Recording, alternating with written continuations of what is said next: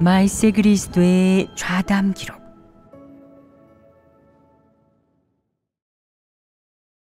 사람은 도대체 무엇으로 살고 있는가? 조금 전에 특기와 은사를 집중적으로 이야기했다. 그렇다면 특기와 은사에 지식이 포함되겠느냐? 지식과 특기는 차이가 있지 않겠느냐? 특기는 뛰어난 재주를 지칭하며 남들보다 뛰어난 점이나 사람의 비교적 특출한 자질일 수도 있다. 이는 가장 잘하는 것이거나 비교적 탄탄하고 완벽하게 통달한 기능으로 이런 것들을 모두 특기와 은사라고 부른다. 그렇다면 지식은 무엇이냐? 지식은 대체 무엇을 지칭하는 것이겠느냐? 만약 어떤 지식인이 오랫동안 공부를 했고 많은 명절을 읽었다면 어떤 전공이나 지식을 특별히 파고들어 성과를 거둬 비교적 자세하고 깊이 있게 파악하고 있다면 이는 특기나 은사와 관계가 있겠느냐? 지식을 특기의 범주 안에 넣을 수 있겠느냐? 만약 어떤 사람이 특기에 의지해 사역한다면 그는 무식쟁이이거나 농사꾼일 가능성이 있다. 학력도 높지 않고 명절을 읽은 적도 없으며 심지어 성경조차 이해하지 못하지만 자질이 좀 있고 언변이 좋다면 이는 특기 아니겠느냐? 이런 특기가 있다고 해서 그가 지식이 있다는 의미일 수 있겠느냐? 그럴 수 없습니다. 그렇다면 대체 지식이란 무엇이겠느냐? 어떻게 정의하겠느냐? 이렇게 말해보자. 만약 어떤 사람이 교육을 전공했다면 그는 어떻게 교육하는지, 어떻게 지식을 전수하고 어떤 내용을 전수하는지 등등 전문적인 지식을 갖추고 있지 않겠느냐? 그 분야의 지식을 갖추었으니 그는 이 분야의 지식인 아니겠느냐? 그가 바로 이 분야의 지식을 갖춘 인재라고 할 수 있지 않겠느냐? 그럼 이것을 예로 들어보자. 만약 그가 교육에 종사하는 지식인이라면 보통 이런 사람은 사역을 하거나 교회를 인도할 때 어떻게 하겠느냐? 상투적인 행동 방식으로는 어떤 것들이 있겠느냐? 누구와 이야기하든 선생님이 학생을 대하듯 하지 않겠느냐? 어떤 말투인지는 중요하지 않다.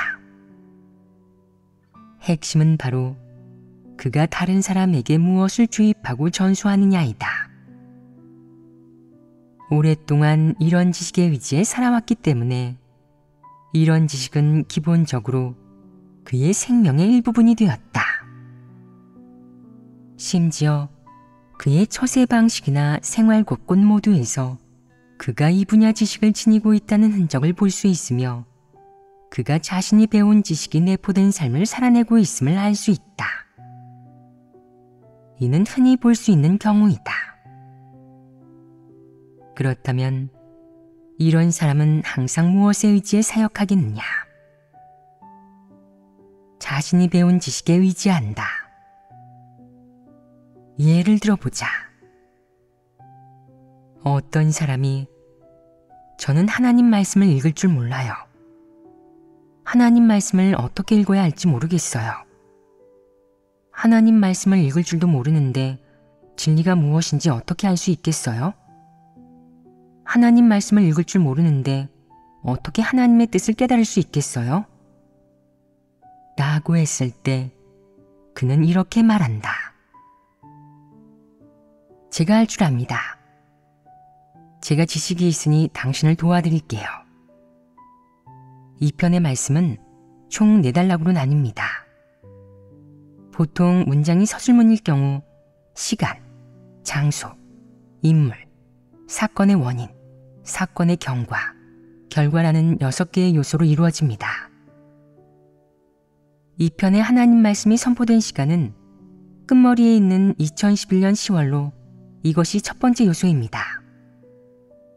인물의 경우 하나님 말씀에서 나를 언급했으니 가장 중요한 인물은 하나님이십니다. 그 다음으로는 하나님께서 또 너희라고 하셨으니 바로 저희입니다. 그런 다음 또 일부 사람들의 내적 상태를 분석하셨습니다. 어떤 사람들은 패역하고 교만한데 이는 교만하고 패역한 사람, 실제적인 사역을 하지 않는 사람, 말을 듣지 않고 말썽을 피우는 사람, 나쁜 사람과 악인을 지칭하는 것입니다. 사건의 경과는 바로 사람이 나쁜 짓을 하는 것입니다. 그 밖의 것들은 다른 측면의 것들입니다. 이런 사역 방식은 어떠하냐? 사랑하는 마음으로 다른 사람을 도운 것은 좋은 일이지만 그는 무엇에 근거해 행동하였느냐? 지식입니다. 내가 왜 이런 예를 들었겠느냐? 바로 지식이 무엇인지를 더 확실히 알게 하기 위함이다. 하나님 말씀은 읽을 줄 모르지만 학교에 다닌 적이 있고 재학 시절에는 문과 성적이 괜찮았을 수도 있는 사람이 하나님 말씀 한 편을 펼쳐보고는 이 편의 하나님 말씀이 매우 좋습니다. 첫 번째 단락에서는 하나님께서 매우 직설적으로 말씀하셨고 두 번째 단락에서는 말투에 위엄과 진노가 있으며 세 번째 단락에서는 구체적이고 명백하게 폭로하셨습니다. 이게 바로 하나님 말씀이죠. 네 번째 단락에서는 이를 종합해서 실행의 길을 제시하셨습니다. 하나님 말씀은 완벽해요. 라고 말한다면 그가 이런 식으로 하나님 말씀을 종합하고 귀납하는 것은 지식에서 나온 것 아니겠느냐. 비록 내가 든 예가 그다지 적절하지 않을 수도 있지만 너희가 무엇을 깨닫게 하려고 이렇게 말하는 것이겠느냐.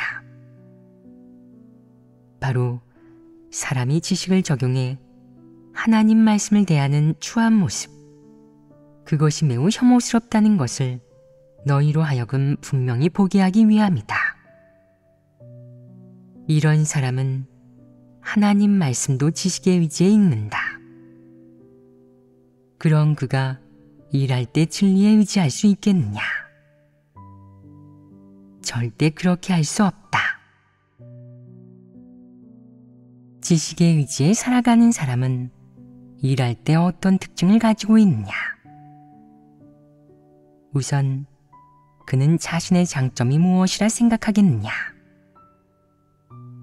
그는 지식과 학문을 지니고 있으며 지식산업에 종사한 적이 있는 지식인이다.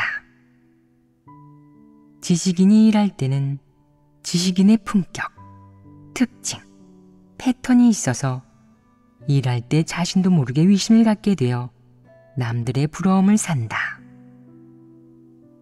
지식인들은 일할 때 이런 식으로 항상 위신을 강조한다.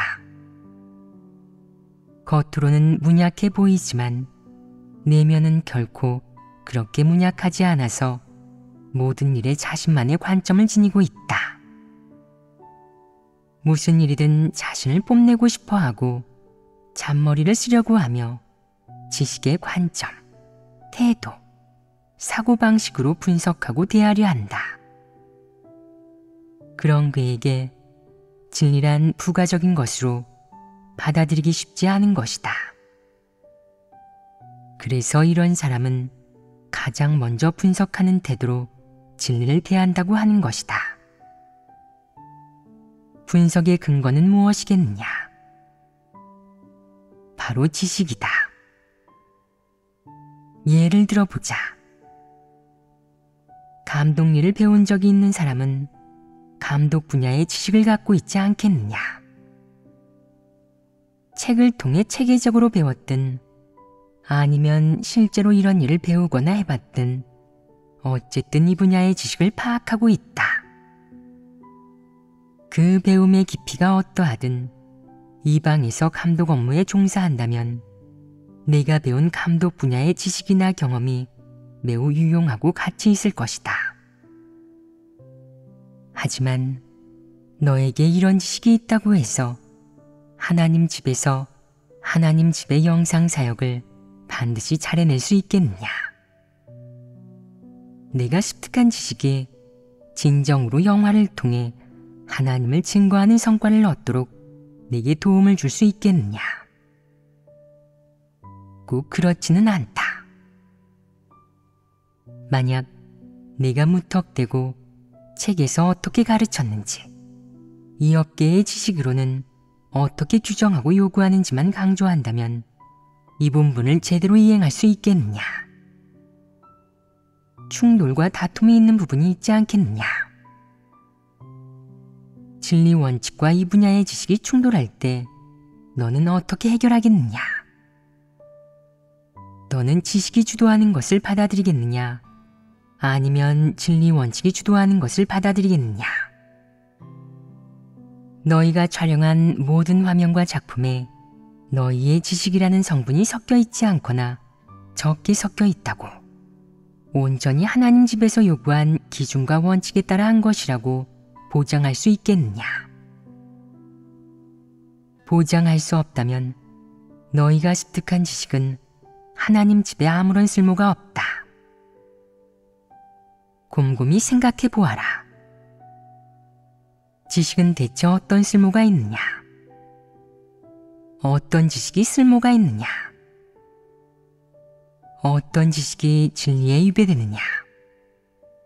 지식이 사람에게 무엇을 가져다 주느냐? 사람이 지식을 많이 배우면 배울수록 경건해지고 하나님을 경외하는 마음을 갖게 되느냐? 아니면 더 교만하고 독선적으로 변하느냐? 지식을 많이 배우면 사람은 복잡해지고 교조적이 되며 교만해진다. 그리고 또 사람이 의식하지 못할 수도 있는 치명적인 점이 하나 있다. 그것은 바로 사람이 알고 있는 지식이 많아지면 마음이 혼란해지고 원칙이 없어지며 알고 있는 지식이 많을수록 혼란해진다는 것이다. 지식을 통해 사람이 왜 살아가는지, 사람의 생존 가치와 의의가 무엇인지, 이런 답을 찾을 수 있겠느냐? 사람이 어디에서 왔고 어디로 가는지, 이런 결론을 찾아낼 수 있겠느냐? 지식이 너에게 내가 하나님에게서 왔으며 하나님이 창조한 것이라고 알려줄 수 있겠느냐? 그럴 수 없습니다. 그렇다면 지식이 연구해낸 것이거나 너에게 주입한 것은 대체 무엇이겠느냐? 물질적이고 무신론적인 것, 사람이 보일 수 있고 인식할 수 있는 사상과 머릿속의 것이다. 많은 것들이 사람의 머릿속 상상에서 나온 것으로 전혀 실제적이지 않다. 지식은 또 사람에게 철학, 사상이론, 자연법칙 등을 주입하지만 많은 일을 명확하게 설명하지 못한다. 예를 들어보자. 천둥과 번개는 어떻게 생기는지, 사계절이 왜 교대되는지, 지식이 너에게 진정한 답을 알려줄 수 있겠느냐? 요즘 왜 이상기후 변화 현상이 나타나는지 지식이 명확하게 설명할 수 있겠느냐? 이 문제를 해결할 수 있겠느냐? 지식은 만물의 근원적인 문제를 알려주지 못한다.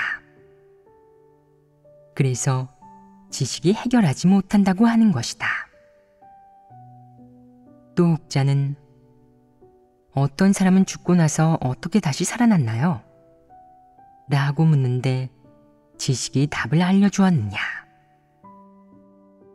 알려주지 않았습니다.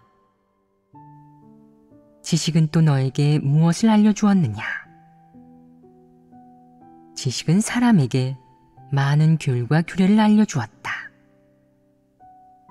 예를 들어 사람은 살아가면서 자녀를 양육하고 부모를 섬기고 공경해야 한다는 것처럼 말이다. 이는 인성의 생활 측면의 지식이다. 이런 지식은 어떻게 생긴 것이냐? 전통 문화가 교육한 것이다.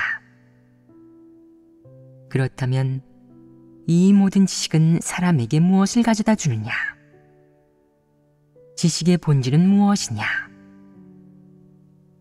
이 세상에 많은 사람이 명절을 읽었고 고등교육을 받은 지식인이거나 전문적인 지식을 갖춘 사람이다. 그럼 이런 사람들은 인생의 길에서 올바른 방향과 목표를 갖고 있느냐? 처신의 마지노선과 원칙을 가지고 있느냐? 나아가 그들이 하나님을 경배할 줄 아느냐? 모릅니다. 더 나아가 그들이 진리를 한 가지라도 깨닫느냐? 깨닫지 못합니다.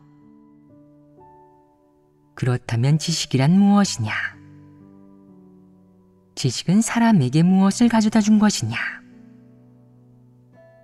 어쩌면 사람이 다들 조금은 느끼고 있을 것이다. 과거 지식이 없었을 때는 사람과 사람 사이의 관계가 단순했다. 하지만 지식이 생긴 후에도 사람과 사람 사이의 관계가 여전히 단순하겠느냐? 지식은 사람을 복잡하고 더 이상 단순하지 않게 만들며 더욱 정상인성이 부족하고 인생의 목표가 없게 만든다. 지식을 배우면 배울수록 하나님을 멀리하게 되고 진리와 하나님 말씀을 부인하게 되며 지식이 많을수록 고집스러워지고 터무니없어진다. 그 결과가 어떻겠느냐? 세상이 갈수록 어둡고 사악해진다. 조금 전 지식을 적용하는 것이 진리 원칙과 모순이나 충돌이 발생하면 어떻게 해결해야 하는지에 관해 언급하였다. 이런 상황에 직면할 때마다 너희는 어떻게 하였느냐? 어떤 사람은 진리 원칙에 따라 실행하는 게 뭐가 어렵고 내려놓지 못할 게 뭐가 있겠습니까? 라며 도리를 말하지만 일이 닥치면 여전히 자기 뜻과 관념, 상상에 따른다. 때로는 진리를 실행하고 원칙에 따라 일을 처리하려 하지만 아무리 해도 그렇게 하지 못한다. 도리상으로는 진리 원칙에 따라 일을 처리하는 것이 옳으며 지식은 분명 진리 원칙에 부합하지 않고 이 두 가지가 모순되고 다툼이 생길 때는 반드시 우선 진리 원칙에 따라 실행하고 지식을 포기해야 한다는 것을 다들 알고 있다. 하지만 실제로는 그렇게 간단하겠느냐? 그렇게 간단하지 않다. 그렇다면 실행할 때 어떤 어려움이 있겠느냐? 어떻게 해야 진리 원칙에 따라 일처리를 할 수 있겠느냐? 이는 실제적인 문제 아니겠느냐? 어떻게 해결해야겠느냐? 첫째는 순종해야 한다. 하지만 사람은 폐괴의 성품이 있어 때로는 순종하지 못하고 저더러 순종하라는 것은 소에게 억지로 물을 마시게 하는 것 아닙니까? 지식에 의지해 행하는 게 뭐가 나쁜가요? 반드시 진리 원칙에 따라 하라고 하시면 저는 순종할 수 없습니다. 라고 말한다. 이렇게 폐역 성품이 방해할 때 너는 어떻게 하느냐? 기도합니다. 때로는 기도해도 문제를 해결할 수 없다. 내가 기도하고 나면 태도와 마음가짐이 좀 나아지고 내적 상태가 일부분 돌아설 수 있지만 만약 내가 이 측면의 진리 원칙을 깨닫지 못하고 명백하게 이해하지 못한다면 너의 순종은 그저 형식에 불과할 수도 있다. 이때 진리를 깨닫고 이 측면의 진리를 구하여 이렇게 하는 것이 하나님 집 사역과 하나님을 증거하는 것, 하나님 말씀 전파에 어떤 도움이 되는지를 알 수 있어야 하고 마음속으로 명확히 알아야 한다. 어떤 측면의 본분을 이행하든 어떻게 하든 우선 하나님 집의 사역과 이익을 생각하고 하나님 말씀 전파나 너의 본분 이행으로 이루려는 목표를 고려해야 한다. 이것이 우선순위로 어떤 순간에도 소홀히 하거나 애누리해서는 안 된다. 만약 이때 네가 애누리 한다면 이는 참된 본분 이행이 아니며 진리 실행이 아니다.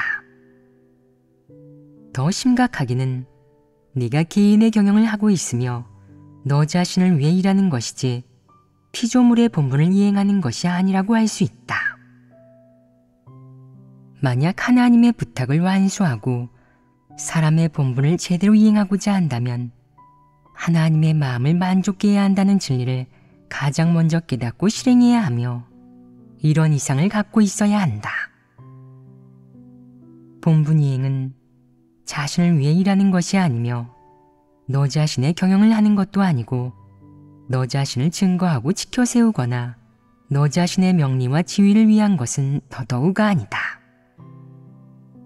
너의 목표는 이것이 아니라 본분을 제대로 이행해 하나님을 증거하기 위함이며 자신의 책임을 다해 하나님을 만족케 하기 위함이고 정상인성의 양심과 이성을 살아내고 사람다운 모습을 살아내 하나님 앞에 살기 위함이다.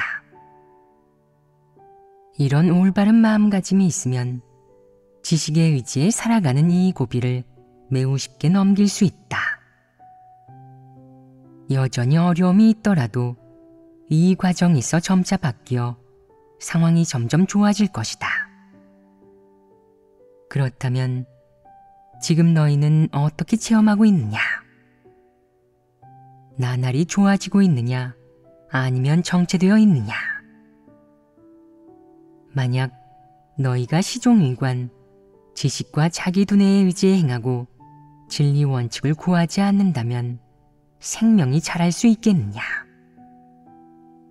너희는 이를 정리해 본 적이 있느냐? 보아하니 너희는 생명 진입이라는 이 일에 대해 여전히 잘 모르고 구체적인 원칙이 없는 것 같구나.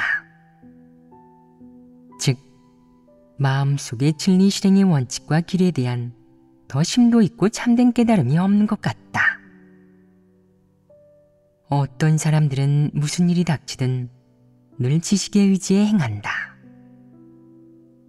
그저 눈에 띄거나 간단한 일에서만 진리 원칙을 좀 지킬 뿐이다.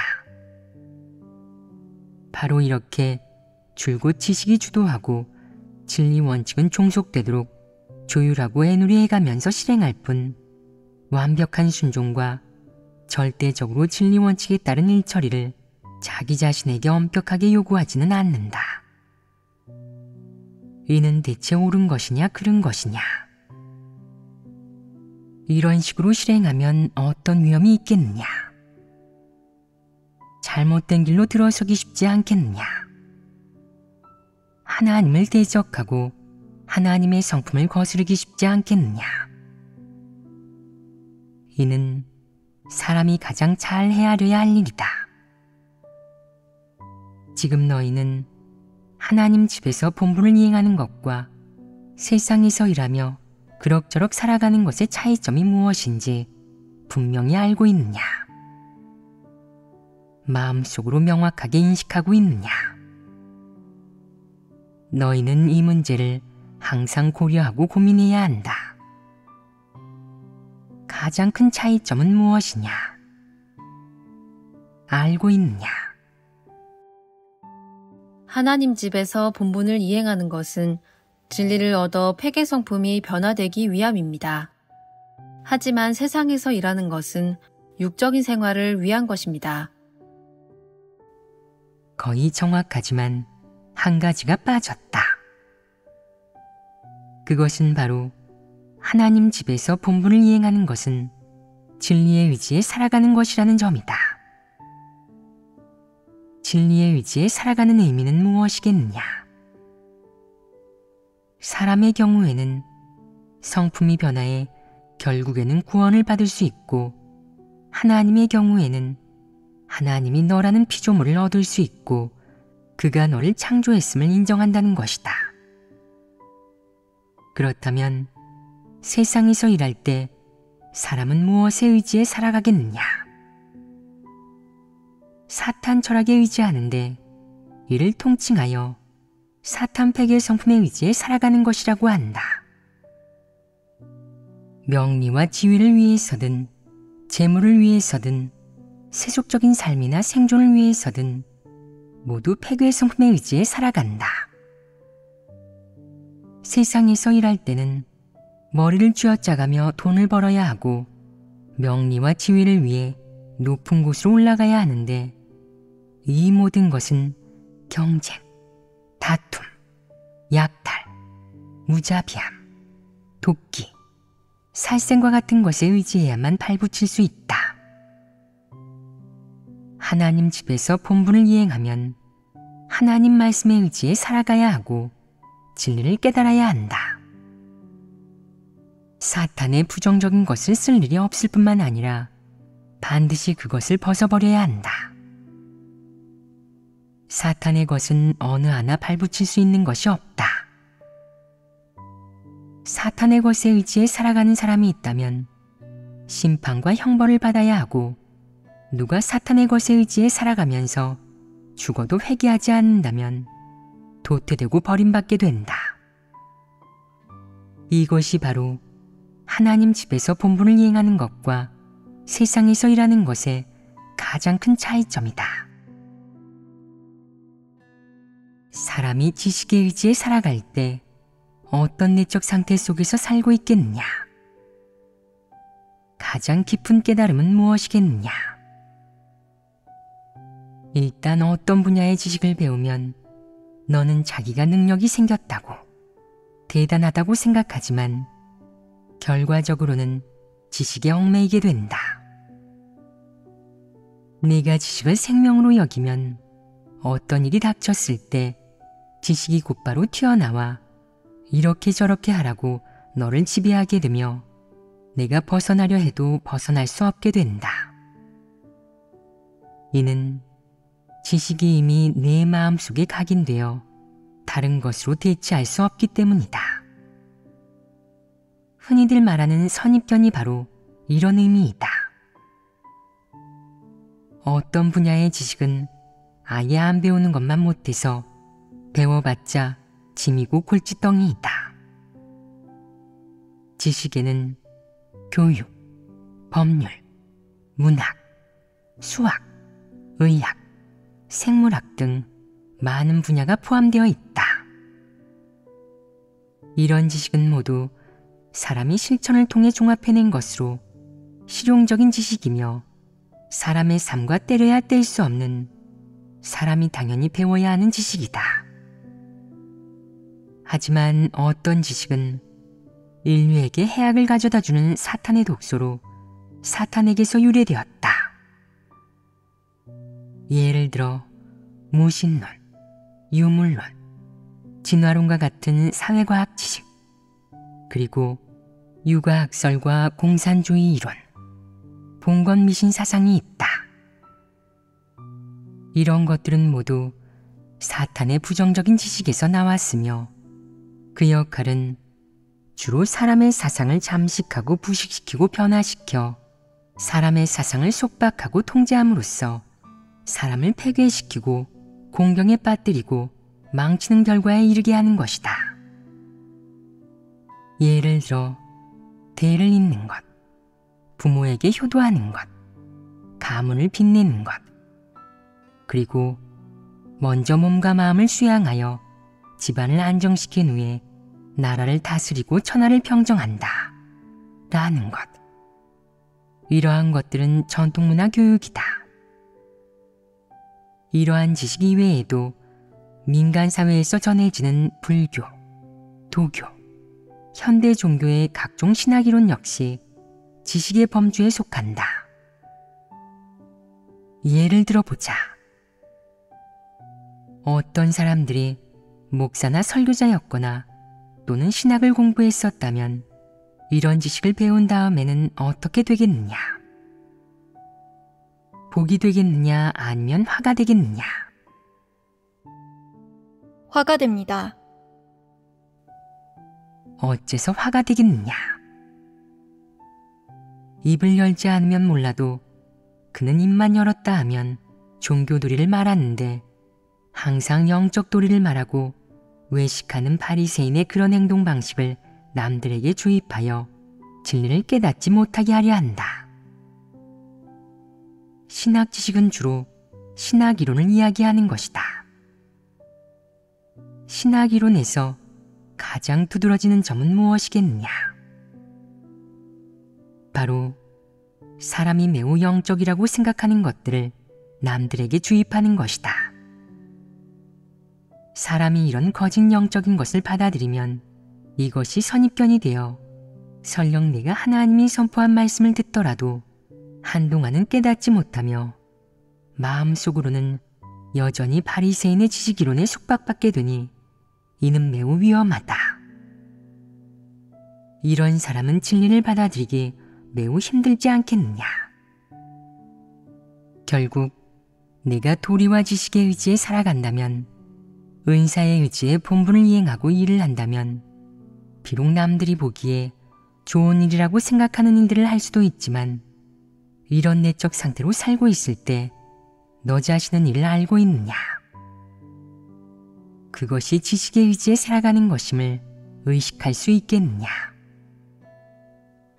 지식의 의지에 살아가면 어떤 결과를 초래할지 느낄 수 있겠느냐? 결국 마음속이 텅 빈 느낌이 들고 이렇게 살아가는 것이 무의미하다고 느끼지 않겠느냐? 이는 대체 무엇 때문이겠느냐? 이런 문제들을 전부 명확히 알아야 한다. 이것은 지식에 관한 문제이다. 조금 전 은사와 지식 이 두 측면을 이야기했다. 또 다른 측면이 하나 있는데, 많은 사람이 하나님을 믿기 시작할 때부터 지금까지 줄곧 진리란 무엇인지, 어떻게 진리를 실행하고 추구해야 하는지를 알지 못하고 늘 어떤 신념이나 사람의 관념과 상상에 의지해 살아간다. 간단히 말해 자기가 옳다고 생각하는 것에 의지해 살아가며 줄곧 그것을 집요하게 고수하는 것이다. 심지어 그것을 진리로 여겨 끝까지 실행을 고수하면 이긴 자가 되고 살아남게 된다고 생각하는 것이다. 그는 이런 관념에 의지해 하나님을 믿는다. 고난을 겪을 수도 있고 가정과 직장도 버릴 수 있으며 자기가 좋아하는 것도 포기할 수 있다. 그런 다음에는 또 몇몇 규례를 도출해내 진리로 삼아 실행한다.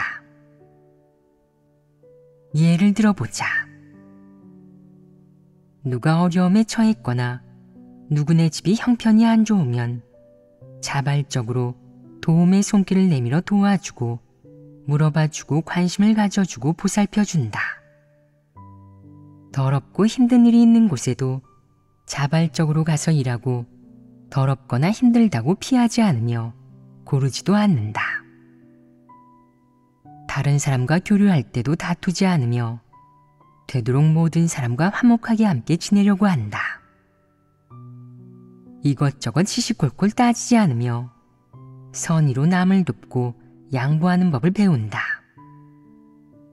그래서 그와 함께 지내는 모든 사람이 그가 좋은 사람이며 진정으로 믿는 사람이라고 말한다. 하나님을 대함에 있어서는 하나님이 시키는 대로 하고 하나님이 가라는 대로 가며 반항하지 않는다. 이는 무엇으로 살아가는 것이겠느냐? 열의입니다. 이는 그저 단순한 열의가 아니다. 그는 자기가 옳다고 생각하는 신념에 의지해 살아가는 것이다. 이런 사람은 아무리 하나님을 오래 믿어도 진리를 깨달을 수 없으며 또한 진리 실행이란 무엇인지, 하나님께 순종하는 것이란 무엇인지, 하나님을 만족케 하는 것이란 무엇인지, 진리를 구하는 것이란 무엇인지, 진리 원칙이란 무엇인지를 전부 알지 못한다. 심지어 정직한 사람이란 무엇인지, 어떻게 해야 정직한 사람이 되는지도 알지 못한다. 그는 이런 생각을 가지고 있다. 나는 이렇게 살고 계속 따를 거야. 하나님 집에서 어떤 도를 전하든 나 자신의 이런 행동 방식을 고수할 거야. 하나님께서 나를 어떻게 대하시든 하나님을 믿는 걸 포기하거나 하나님을 떠나지 않을 거야. 무슨 본분을 이행하라고 하셔도 난 다 이행할 수 있어. 그는 이렇게 실행하면 구원을 받을 수 있다고 생각한다. 하지만 애석하게도 비록 그의 태도에 큰 문제는 없지만 그는 그렇게 오랜 세월 설교를 들었어도 어떤 진리도 깨닫지 못했다. 순종의 진리를 깨닫지 못해 실행할 줄 모르고 정직한 사람이 되는 진리도 깨닫지 못했으며 중심으로 본분을 이행하는 진리도 깨닫지 못했고 건성으로 대충 하는 것이 무엇인지도 깨닫지 못했다. 자신이 거짓말을 하는지 간사한 사람인지도 알지 못한다. 이런 사람은 가련하지 않으냐? 그는 무엇으로 살아가고 있느냐? 적자지심에 의지해 살아가고 있다고 할 수 있겠느냐? 왜 이렇게 말하겠느냐? 그가 내 마음은 하늘과 땅만 알지 사람은 잘 모르고 보지도 못해. 하지만 하늘과 땅은 알고 있어. 라고 생각하기 때문이다. 그의 마음이 너무나 진심이라 아무도 이해하지 못하며 평범한 사람은 이 수준에 이를 수 없다. 어째서 이를 적자지심이라고 하겠느냐?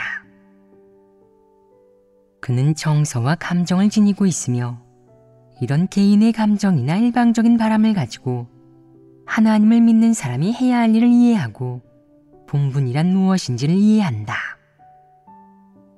또한 이런 감정을 하나님의 요구에 적용해 하나님께는 사실 사람이 무엇을 할 필요가 없고 사람이 뭐 얼마나 큰 능력이 있거나 많은 진리를 깨달을 필요도 없어. 사람에게 적자지심만 있으면 돼. 하나님을 믿는 일이 얼마나 간단해. 바로 적자지심에 의지해 계속하기만 하면 되는 거야. 라고 생각한다. 하지만 그는 끊임없이 거짓말하고 반발하고 거역하고 관념이 생기고 배반하며 자신이 어떻게 하든 상관없다고 생각한다. 나는 하나님을 사랑하는 마음이 있어. 아무도 나와 하나님의 관계를 갈라놓을 수는 없으며 아무도 하나님에 대한 나의 사랑을 단념시킬 수 없고 아무도 하나님에 대한 나의 중심에 영향을 줄 수 없어. 라고 생각하는 것이다. 이는 어떤 심리이냐? 무척 황당무계하지 않으냐? 매우 황당무계하고 또 매우 가련하다. 이런 사람의 영 안에는 메마르고 가난하고 초라한 내적 상태가 있다. 어째서 메말랐다고 하겠느냐? 간단한 일이 닥쳤을 때, 예를 들어 그가 거짓말했을 경우 스스로 알지 못하고 의식하지 못하며 자책하지 않고 어떤 느낌도 받지 않는다. 이제까지 하나님을 따르면서 무슨 일을 하든 엄격한 잣대를 대지 않아 자기가 어떤 부류의 사람인지, 간사한 사람인지 아닌지, 정직한 사람이 되기는 했는지, 하나님의 요구에 순종할 수 있는지를 알지 못한다. 이런 것들을 전부 알지 못하니 이 정도로 불쌍하고 영적으로 메마른 것이다. 어째서 영적으로 메말랐다고 하겠느냐? 하나님이 그에게 요구하는 것이 있어도 알지 못하고 자기가 왜 하나님을 믿는지 알지 못하며 어떤 사람이 되기를 추구해야 하는지도 알지 못하고 어떤 일들이 비이성적이고 진리 원칙을 어기는 것인지 알지 못한다.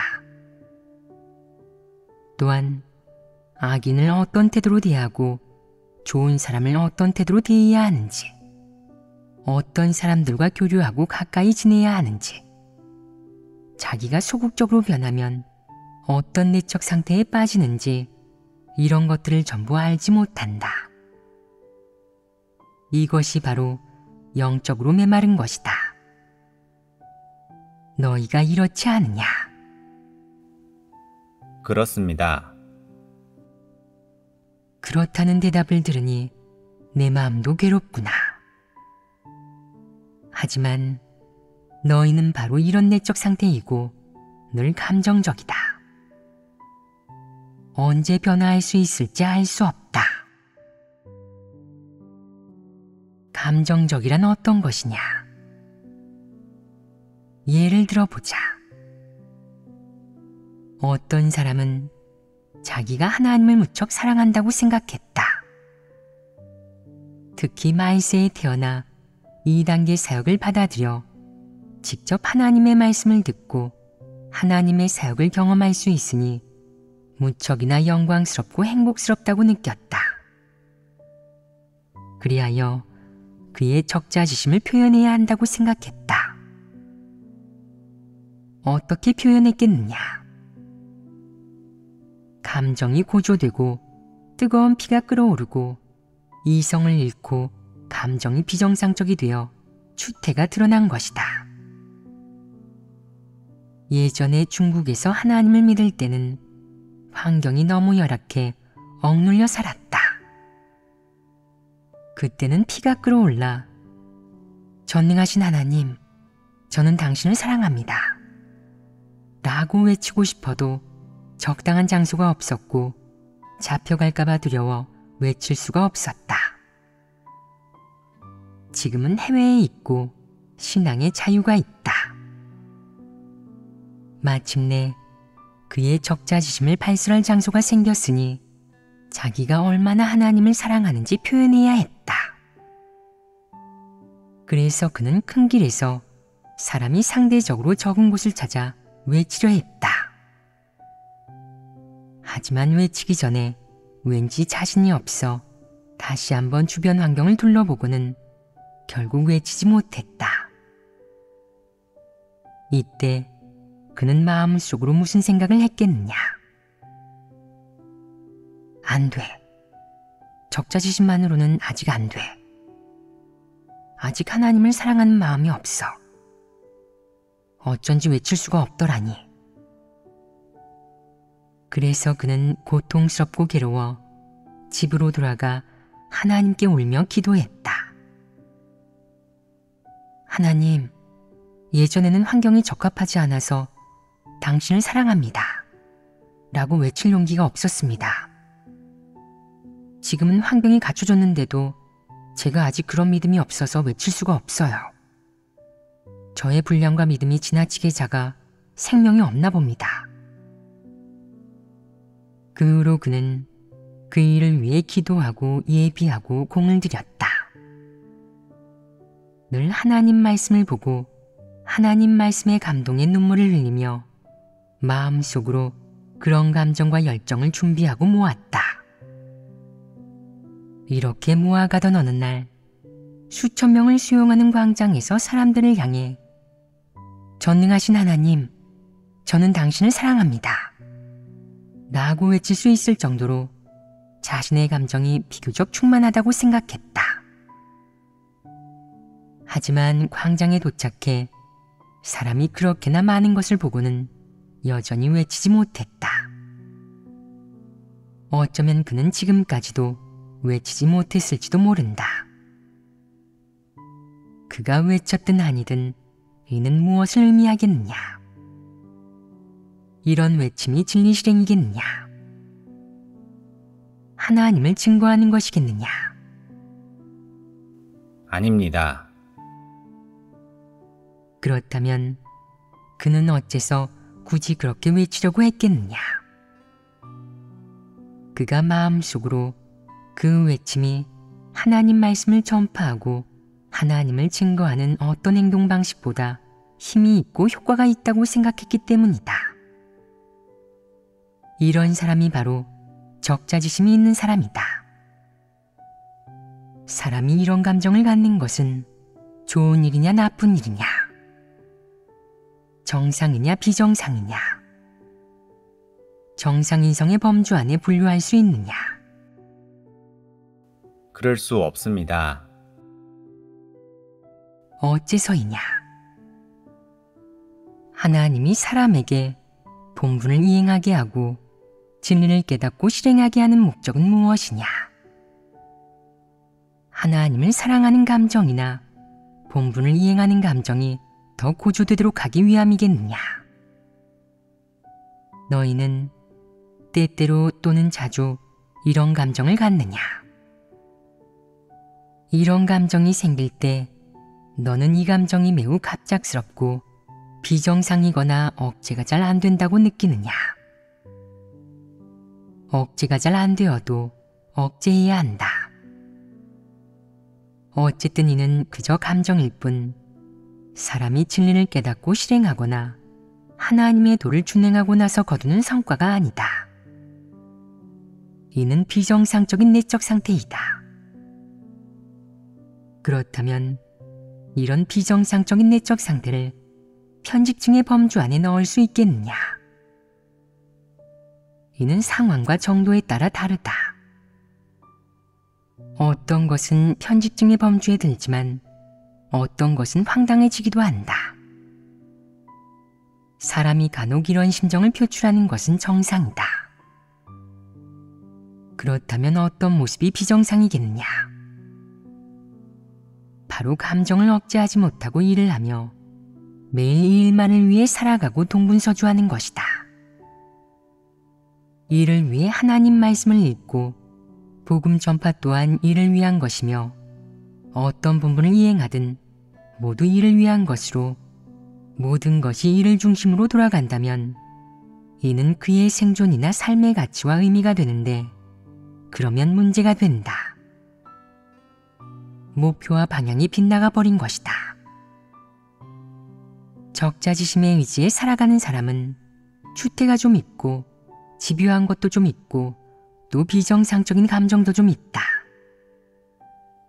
사람이 이런 것들에 의지해 살며 늘 이런 내적 상태 속에서 살고 있으면 진리를 깨달을 수 있겠느냐? 그럴 수 없습니다.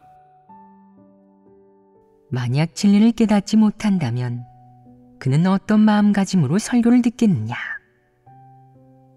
어떤 마음으로 하나님 말씀을 읽겠느냐? 항상 적자지심과 종교의식에 의지해 하나님을 믿는다면 진리를 깨닫고 얻을 수 있겠느냐? 그럴 수 없습니다. 어째서이냐? 그가 아는 모든 것은 진리에 근거하지 않고 종교이론, 관념과 상상에 근거하며 또한 진리를 추구하고 실행하기 위한 것이 아니다. 진리란 무엇인지, 하나님 말씀에서 어떻게 얘기했는지를 그는 전혀 신경 쓰지 않는다. 마치 하나님을 믿을 때 적자지심만 있으면 되고 자기가 여전히 교회에서 일을 하고 힘을 쏟을 수만 있으면 되는 것처럼 그렇게 간단하다는 식으로 생각해 이런 것은 신경 쓰지 않는다. 그는 진리를 깨닫고 실행하는 것이 무엇인지 알지 못하고 또 무엇을 추구해야 구원받을 수 있는지도 알지 못한다. 어쩌면 때로는 마음속으로 생각할지도 모르지만 생각해도 밝게 알지 못해 마음속으로 줄곧 열의가 있고 감정이 고조되기만 하면 끝까지 고수할 수만 있다면 구원받을 수 있을지도 몰라 라고 생각한다. 그 결과 감정이 고조되어 이성을 잃고 온갖 어리석은 짓과 진리 원칙에 어긋나는 짓을 하여 결국에는 드러나 내쳐진다. 보아하니 감정이 고조되는 것도 좋은 일은 아니다. 적자지심에 의지해 살아가는 것에는 또 하나의 비교적 심각한 내적 상태가 있다. 즉, 어떤 사람들은 항상 열의에 의지해 하나님을 믿으며 마음속의 불꽃이 언제나 꺼지지 않는다. 그들은 하나님을 믿을 때 적자지심만 있으면 된다고 생각한다. 진리를 깨달을 필요도 없고 자기를 성찰할 필요도 없어. 하나님 앞으로 나아가 자백하고 회개할 필요도 없으며 어떤 심판, 형벌, 책망, 훈계 또는 누군가의 질책과 비난은 더더욱 받을 필요 없다고. 이런 것들은 필요치 않아. 그저 적자지심만 있으면 돼. 라고 말이다. 이것이 그가 하나님을 믿는 원칙이다. 그는 나는 심판과 형벌을 받아들일 필요가 없어. 그저 내가 느끼기에 괜찮으면 돼. 내 생각에 이렇게 하면 하나님께서 분명히 기뻐하실 거야. 내가 기뻐하면 하나님께서도 기뻐하시니 그러면 되는 거야. 하나님을 믿어 구원받을 수 있어. 라고 생각한다. 이런 생각은 너무 유치하지 않으냐? 너희도 예전에는 이런 내적 상태 아니었느냐? 만약 너희가 줄곧 이런 내적 상태로 살면서 전혀 바로잡지 못했다면 너희는 진리를 전혀 깨닫지 못해 진리와 무관하며 하나님이 사람을 구원하는 목적과 의미가 무엇인지 알지 못하고 하나님을 믿는다는 것이 무엇인지도 알지 못한다고 할 수 있다. 하나님을 믿는 것과 종교를 믿는 것의 차이점은 무엇이겠느냐? 사람들이 관념으로 사람은 살 길이 막막하거나 집안에 어려움이 닥치거나 기댈 곳이나 정신적인 의지처를 찾으려고 하기 때문에 종교를 믿는다고 생각한다.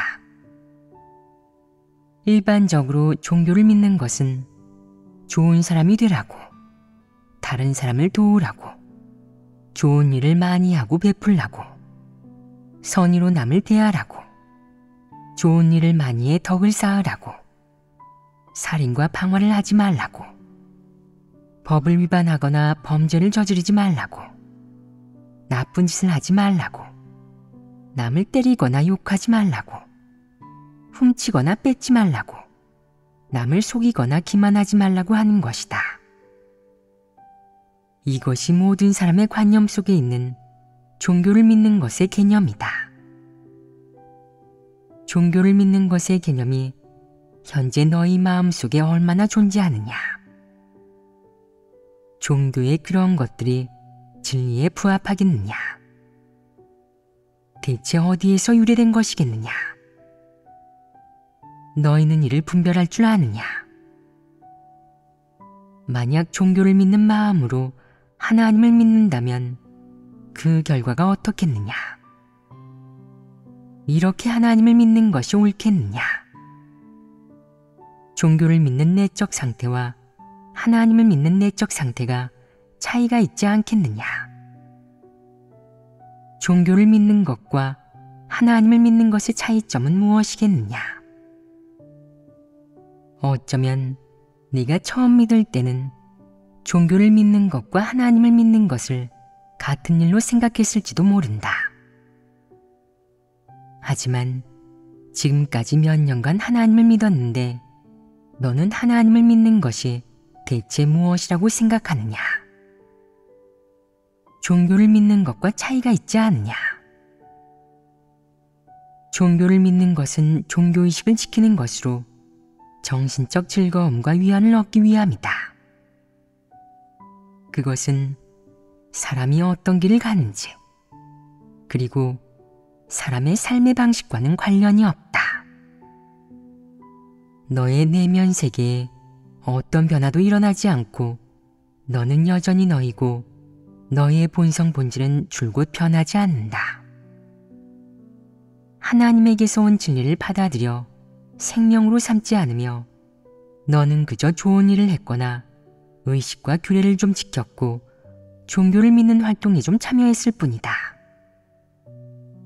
그렇다면 하나님을 믿는 것이란 무엇을 지칭하느냐? 바로 삶의 방식이 변하고 생존의 가치와 평생 살아가는 목표가 이미 변한 것이다. 원래 너는 가문을 빛내기 위해, 남들보다 뛰어나기 위해, 부유한 삶을 살기 위해, 명예와 이익을 쫓기 위해 살아왔다. 하지만 지금 너는 그런 것들을 버렸고 사탄을 따르지 않으며 사탄과 그런 사악한 흐름을 저버리고자 한다. 내가 하나님을 따르며 진리를 받아들이고 진리 추구의 길을 걷게 되어 인생의 방향이 완전히 바뀐 것이다. 즉, 하나님을 믿은 후로 삶의 방식이 달라져 다른 삶의 방식으로 바뀌고 창조주를 따르며 창조주의 주제와 안배를 받아들이고 순종하며 창조주의 구원을 받아들여 진정한 피조물이 되는 것이다. 이는 삶의 방식이 바뀐 것 아니겠느냐? 이는 원래 내 삶의 방식, 추구, 모든 일을 하는 동기 및 의의와 완전히 반대되는 것으로 서로 다른 별개의 일이다. 종교를 믿는 것과 하나님을 믿는 것의 차이점은 여기까지 이야기하겠다. 조금 전에 적자지심이라는 내적 상태에 대해 말했는데 너희는 자신과 대조할 수 있느냐? 대조할 수 있습니다. 그렇다면 너희는 지금 대부분 시간을 적자지심에 의지해 살아가고 있느냐? 아니면 가끔 이런 내적 상태가 있느냐? 만약 가끔 있다면 이는 네가 이미 이런 내적 상태에서 벗어나 진리를 추구하기 시작했으며 그런 상태에서 빠져나오기 시작했다는 증거이다.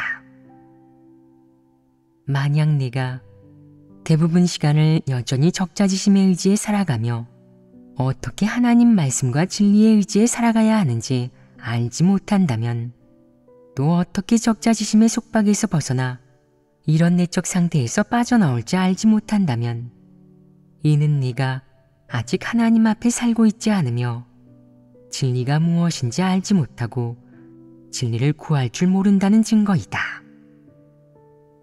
차이점이 크지 않느냐? 만약 네가 여전히 이런 방식으로 살아가며 전혀 진리를 깨닫지 못한다면 매우 위험하고 조만간 도태될 것이다. 이런 적자지심은 대체 어떻게 생겨난 것인지, 진리를 구해 이런 내적 상태를 분석하고 바꿔야 한다. 어째서 이런 적자지심이 있는지, 열의에 의지해 하나님을 믿으면 어떤 결과를 가져오게 될지, 이렇게 하나님을 믿으면 진리를 얻을 수 있는지, 하나님에 대한 너의 믿음이 더 커지게 할지, 이런 문제들을 마음속으로 분명히 알아야 한다. 그러기 위해서 너희는 자신과 대조해보고 반성하여 해결을 구해야 한다. 어떤 부류의 사람은 열의를 가지고 하나님을 믿으며 어떤 본분도 다 이행하고 고난도 참아내지만 성품이 불안정하고 감정적이며 제멋대로이고 변덕스러운 데다가 오직 기분에 따라 일한다. 기분이 좋을 때는 수중의 일을 매우 잘하며 누구와 협력하거나 함께 지내든 잘 어울리고 본분도 더 많이 이행하고 싶어하고 어떤 본분이든 책임감을 갖고 이행한다. 이는 내적 상태가 좋을 때의 모습이다. 그의 내적 상태가 좋은 데는 원인이 있을 것이다. 어쩌면 본분을 훌륭히 이행해 칭찬을 받았거나 모두에게 우러름과 인정을 받았을 수도 있고 또는 많은 사람이 그가 만든 작품을 마음에 들어했을 수도 있다. 그리하여 그는 마치 바람을 가득 넣은 풍선처럼 점점 더 고조되었을 것이다. 그렇게 그는 날마다 똑같은 본분을 이행하면서도 결코 하나님의 뜻을 모색하거나 진리 원칙을 구하지는 않고 늘 경험에 의지해 일한다. 경험이 진리겠느냐? 경험에 의지해 일하는 것이 믿을만 하겠느냐? 진리 원칙에 부합하겠느냐? 경험에 의지해 일하는 것은 원칙에 부합하지 않으니 반드시 실패할 때가 온다. 그 결과 어느 날 본분을 제대로 이행하지 못하고 많은 문제가 생겨 책망을 받고 다들 그에게 불만을 느끼게 되면 그는 소극적으로 변해 저는 이 본분을 제대로 이행할 수 없으니 그만두겠습니다. 누가 하든 저보다 낫겠죠. 저만 못하는 것일 테고요. 그러니 하고 싶은 사람이 하세요. 라고 말한다. 다른 사람이 진리를 교제해 주어도 귀담아 듣지 못할 뿐만 아니라 들어도 이해하지 못한 채 이 일에 교제할 만한 게 뭐가 있나요? 자꾸 진리가 어쩌고 저쩌고 하는데 기분 좋으면 하고 기분 나쁘면 안 하는 거지 뭐가 그렇게 복잡합니까? 저는 안 하겠습니다. 나중에 기분이 좋을 때 할게요. 라고 말한다. 그는 항상 이런 식이다. 본분 이행이든 하나님 말씀을 읽거나 설교를 듣고 예배에 참석하는 것이든 남들과 교제하는 것이든 삶과 관련된 모든 면에서 그는 우울해하다가 갑자기 밝아지고 고조되었다가 갑자기 침체되고 열의에 차 있다가 갑자기 식어지고 적극적이다가 갑자기 소극적으로 변하는 등의 모습을 드러낸다. 결론적으로 그의 내적 상태는 좋든 나쁘든 특히 두드러져 한눈에 알아볼 수 있다. 그는 무슨 일을 하든 꾸준히 하는 법 없이 자기 성질대로 한다. 기분이 좋으면 좀 제대로 하지만 기분이 나쁘면 제대로 하지 않으며 심지어는 일을 하지 않고 내팽개치기도 한다. 그는 어떤 일을 하든 모두 자기 기분과 요구 그리고 환경을 따라야 하며 고난을 겪을 의지는 전혀 없다. 귀하게만 자라 버릇이 없고 억지를 부리고 난폭하게 굴면서도 자제하지 않으며 아무도 자기를 건드리지 못하게 하고 누가 건드리기만 하면 그 사람에게 화를 내면서 노발대발한다.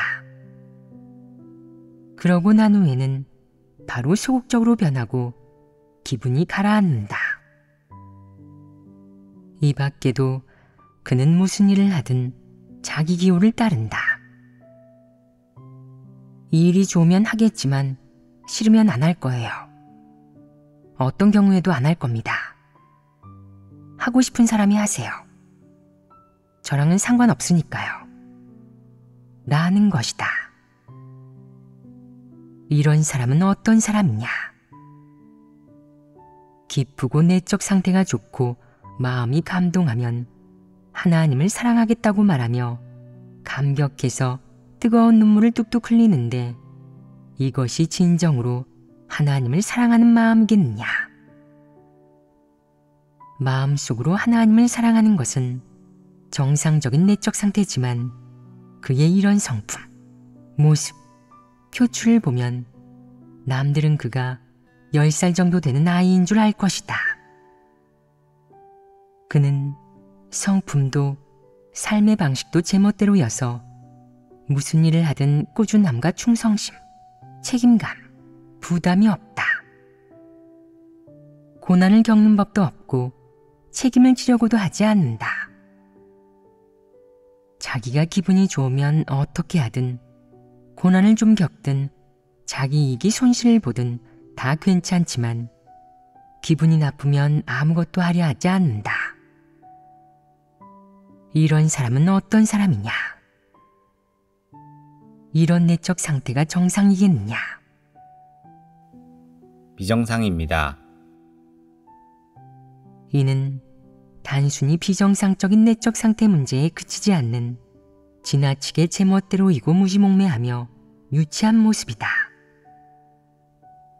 제멋대로인 것은 어떤 문제겠느냐?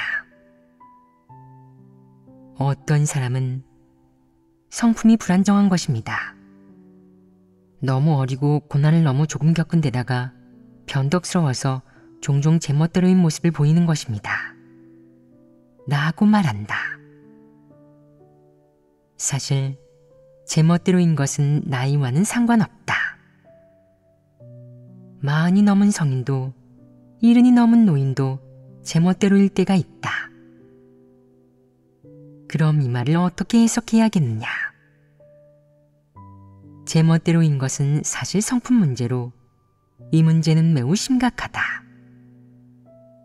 만약 그가 중요한 본분을 이행한다면 본분과 사역 진도에 지장을 주어 하나님 집의 이익에 손실을 끼칠 수 있다. 평범한 본분을 이행한다 해도 때때로 본분에 영향을 주고 일을 망치니 타인과 자신에게 그리고 교회의 사역에 어떠한 도움도 되지 않는다. 그가 얼마간 일을 하고 대가를 치른다고 해도 얻는 것보다 잃는 것이 더 많을 것이다. 지나치게 제멋대로인 사람은 하나님 집에서 본분을 이행하기에 적합하지 않으며 이런 사람은 적지 않다. 제멋대로인 것은 폐괴 성품 중 가장 흔하게 보이는 모습으로 거의 모든 사람이 이런 성품을 지니고 있다. 이는 어떤 성품이겠느냐?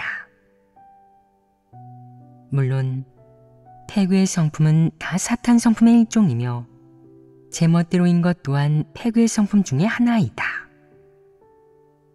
그것을 가볍게 말하자면 진리를 사랑하지 않고 받아들이지 않는 것이고, 심각하게 말하자면 진리를 싫어하고 증오하는 것이다. 제멋대로인 사람이 하나님께 순종할 수 있겠느냐? 절대 그럴 수 없다. 그는 기분이 좋고 이익을 얻었을 때만 잠깐 순종할 수 있지, 기분이 나쁘고 이익이 없으면 부끄러운 나머지 화를 내고 대적하고 배반한다. 그는 마음속으로 진리니 뭐냐 하는데 중요한 건 내 기쁨과 만족이야. 내가 기분이 안 좋으면 누가 뭐래도 다 소용없다고. 진리는 뭐고 하나님은 또 뭔데? 내가 대장이야. 나하고 말할 것이다. 이는 어떤 측면의 폐괴 성품이냐? 진리를 증오하고 싫어하는 성품이다. 여기에 교만함과 방자함이 있지 않겠느냐? 강팍함이 없겠느냐? 그것 외에도 심각한 내적 상태가 하나 더 있다. 그는 기분이 좋을 때면 누구에게나 잘하는 데다가 본분도 책임지고 이행하기 때문에 사람들은 그를 매우 훌륭하고 순종적이며 기꺼이 대가를 치르고 진리를 몹시 사랑하는 사람이라고 생각한다. 하지만 그는 소극적인 상태에 빠지는 순간 책임을 내팽개치고 원망하며 심지어는 말이 통하지 않기도 한다. 그 흉악한 모습이 드러나면 누가 책망해도 소용이 없다. 또 그는 저는 모든 진리를 깨달았습니다. 그저 실행하지 않을 뿐이죠. 저만 편하면 그만이니까요. 나하고 말한다. 이는 무슨 성품이겠느냐? 흉악한 성품입니다. 이런 악인을 누가 책망하기라도 하면 그는 반항할 뿐만 아니라 마치 악귀처럼 상대방을 상처 입히고 해치기에 아무도 그를 건드리지 못한다. 이는 지나치게 제멋대로이고 흉악한 것 아니겠느냐? 이것이 나이가 어려서 생긴 문제겠느냐? 나이가 많으면 제멋대로 굴지 않겠느냐? 나이가 들면 철이 들고 이성이 생기겠느냐? 아니다. 이는 사람의 성격이나 나이 문제가 아니다. 그것은 폐괴의 성품이 내면에 깊이 뿌리내리고 숨어있는 것이며 폐괴의 성품의 지배를 받는 것이다. 그는 패괴의 성품에 의지해 살아가고 있다. 패괴의 성품 속에서 살아가는데 순종하겠느냐? 진리를 구할 수 있겠느냐? 진리를 사랑하는 요소가 있겠느냐? 전부 없다. 너희는 누구나 제멋대로 인내적 상태를 갖고 있지 않느냐?